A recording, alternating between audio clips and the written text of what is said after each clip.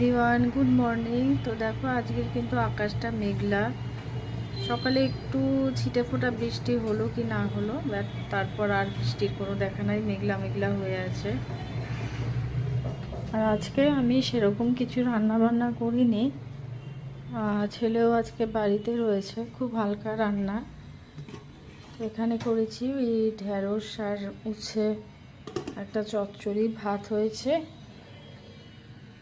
আর এখানে মাছ করেছি। ম্যাচ আজকের রান্না এই। আর এখন আমি এক্সারসাইজ করে একটু ফ্রুটস কেটে নিলাম, তো এখন এই ফ্রুটসগুলো খাবো। আর এক্সারসাইজের পর ঝট করে উঠে কিছু করতে পারি না, একটু বসে রেস্ট নিয়ে, যদিও এক্সারসাইজ অনেকক্ষণ আগেই হয়ে গেছে।